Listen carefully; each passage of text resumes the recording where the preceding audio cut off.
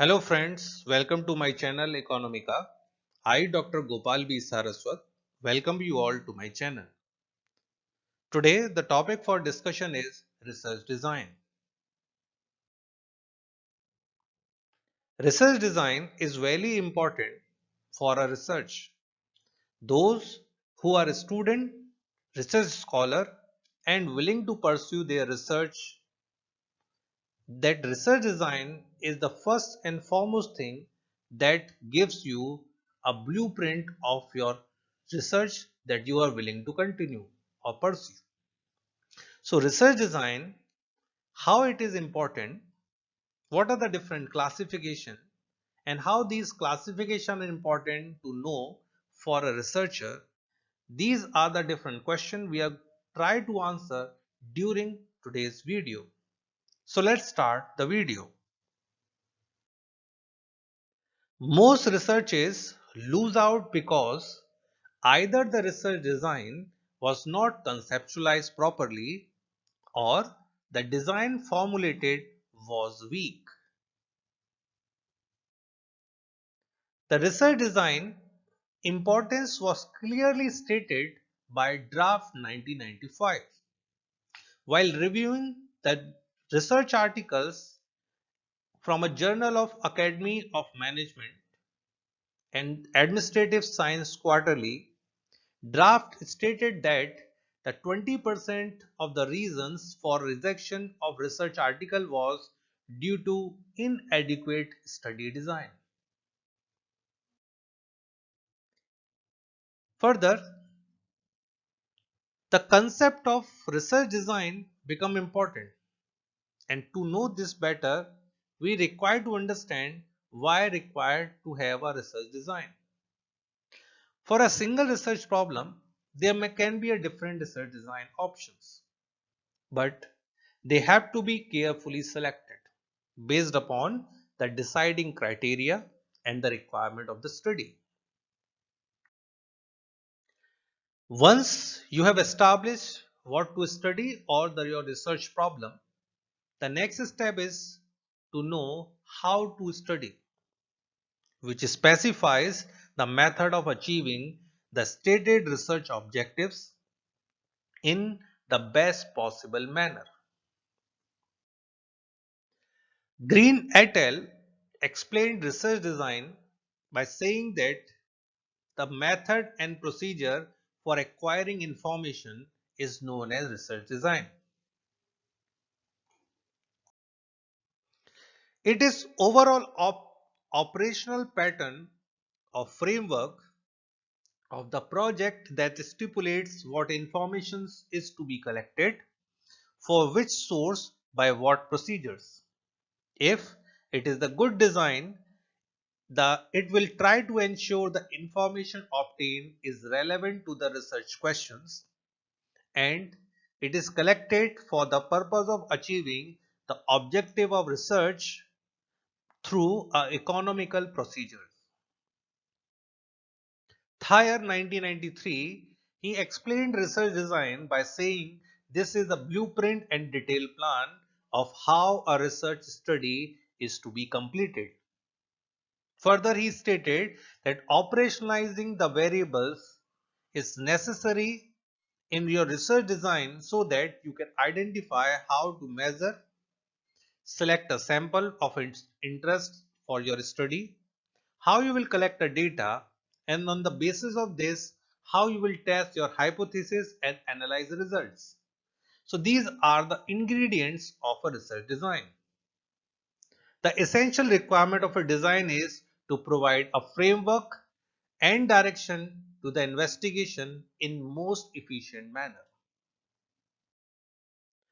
Kerlinger 1995, he stated that research design is to plan, structure and strategy of investigating so that you try to conceive as a what you conceived as a research problem, you try to answer these research questions by your research design.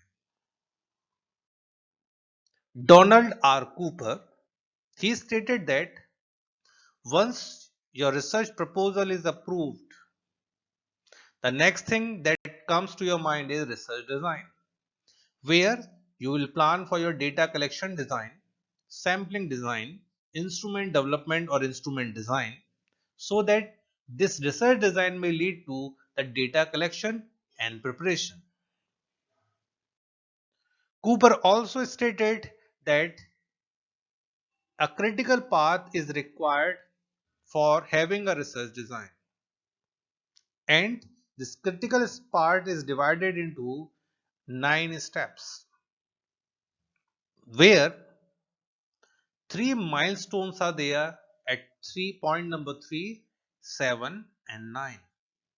So let's start from the very beginning, that when you start the literature review, either you can move to the point number 1 by conducting client interviews, and then you move to the point number 3 by conducting exploratory interviews, or parallelly you may start with the literature review, develop a proposal, and you come upon the point number 3. For point number 3, you have a two direction. Either you can go to 3 to 4, completing a questionnaire or instrument design, 4 to 7, field interviewing, and 7 to 8, code data and analyze. Or you may go from 3 to 5, complete executive questionnaire, 5 to 6, arrange executive appointments, 6 to 7, interview executives, and then again 7 to 8, code data and analyze. From 8 to 9, you will write a report, and 9 to end, you will meet your client and submit your report. Cooper stated that time completion from start to end for this critical path required is 40 working days, where point number 3, 7 and 9 are milestones, which 3 is proposal approval, 7 interviews completed, and 9 is final report completed. And this is how research design has to be carried out. To formulate a research design, you must ensure 3 basic ingredients. First, convert the research question and state your research hypothesis and assumptions. Specify the process which is efficient and economical, and specify the control mechanism, control variables, and which variable is controlled and which variable you are trying to assess the outcomes for. To formulate the research design, the process identified by the eminent authors are: first, statistical method of analysis, qualitative analysis, and principle of triangulation. For example, let's take the example of organic food study. The formulated research problem was to investigate the consumer decision-making process for organic food products and to segment the market according to the basket size. On conducting extensive review of literature, it is found that the organic food consumption is not always self-driven choice. Rather, it could be a seller who might influence the product choice. On defining the organic consumer, it was realized that the significance of psychographic of individual like attitude, interest, and opinion. It is highly, extremely critical and important for conducting this study, and because of which the research problem was reframed and revised. And now the problem becomes to investigate the consumer decision making process for organic food products and to segment the market existing and potential according to their psychographic profile. The classification of research design. The first is exploratory research design, conclusive research design, descriptive research design, causal research design. Descriptive divided into cross-sectional and longitudinal, cross-sectional divided into single cross-sectional, and multiple cross sections. So let's start with exploratory research design. The essential purpose of the study of under exploratory research design is to define and conceptualize the research problem to be investigated, explore and evaluate diverse multiple research opportunities, assist in development and formulation of research hypotheses, operationalize and define the variable and constructs in the study. Further, to identify the possible nature of relationship that might exist between variables under the study. And finally, explore external factors and variables that might impact your research. Let's go with the example. A university professor might decide to do an exploratory analysis of new channels of distribution that are being utilized by the marketers to promote and sell products and services. To accomplish this, a structured and defined methodology might not be essential, as the basic objective is to understand the new paradigm for inclusion in the course curriculum. In case the findings are of interest, the same may lead to a more structured, academic, basic research or an applied problem, where one may want to establish the efficacy of different methods. However, no matter what scientific orientation and research objective might be, the researcher can make use of wide variety of established methods and techniques for conducting an exploratory research like secondary data sources, unstructured or structured observation, expert interviews, and focus group discussions with concerned respondent group might be useful in such analysis. And most of these techniques are dealt with in detail, and however we try to go deep into the exploratory research as well. Exploratory research design source analysis are secondary source analysis, focus group discussion, expert opinion, and comprehensive case method. Where secondary resource analysis, you try to collect data from secondary sources. In focus group, you try to take the viewpoints from a focus group. When you visit experts and you take their opinions, you are also collecting data, and that can also be comes under the exploratory research design. You try to explore. And finally, the comprehensive case method. So let's discuss the example for comprehensive case method.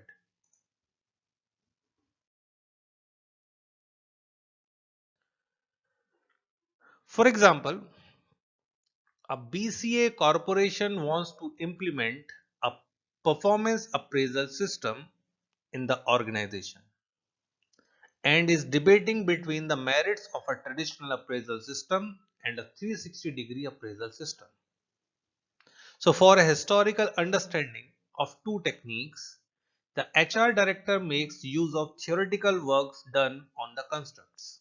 However, the rollout plan and the repercussion and the management issue were not very clear.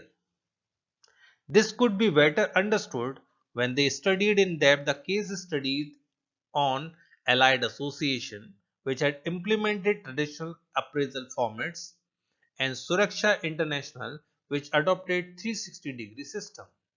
So here this means that we want to adopt a single system, maybe a traditional or a 360-degree, but we want to use a case of a firm which may have used a traditional method appraisal format or another firm which may use 360-degree.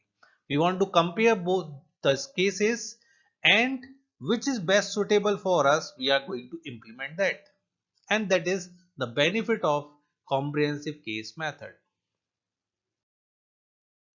The next Research design is descriptive research design. The descriptive research design, as the name implies, the objective of this study is to provide a comprehensive and detailed explanation of the phenomena under study.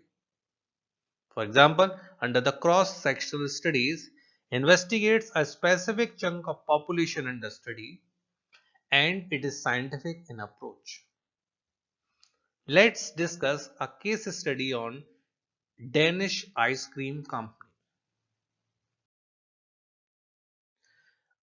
A Danish ice cream company wants to find out how to target Indian consumer to indulge in high-end ice creams. Thus, they outsource to local market research firm to find out the dessert consumption habits of upper class metro Indian consumer. The study was conducted during March-May 2008 on 1000 Indian metro consumer in upper income bracket. The consumer survey conducted revealed that most Indians have a sweet tooth and prefer to eat their specific regional concoctions at home. However, when they are out, they love experimenting and generally look at exotic foreign dessert or if lost for choice opt for an ice cream, especially in summer. So the cross-sectional survey, which is conducted on different sample group at a different time interval, is generally known as a cohort analysis. The technique is especially useful in predicting election results. Cohort of males and females, different religion, sex, urban, rural, or region-wise cohort are studied by leading opinion poll experts. Next type of design is longitudinal design. A single sample of its identified population that is studied over a stretched period of time is termed as longitudinal study design. For example, if a researcher conducts a study on a tribal area, he starts living with the tribals for the next 10 years to find out their habit, their culture, and how they behave in a particular circumstances. So the study goes on for the next 10 years. This is a longitudinal study. Donald R. Cooper said that descriptive research design can have a different categories and with the different options of study. Category is the degree to which the research question has been crystallized based upon the exploratory study or formal study. The method of data collection is based upon monitoring and communication study. The power of researcher is to produce effect in the variable under study should be based upon experimental and ex post facto. The purpose of a study must be reporting, descriptive, causal, or maybe exploratory and predictive. In case of time dimension, the design must be cross-sectional or longitudinal. The tropical scope, breadth and depth of the study may be a case or a statistical study. The research environment can be a field setting, laboratory and simulation. And finally, the participant perception of research activity would be actual routine or modified routine. I hope you like my video. Thank you for watching.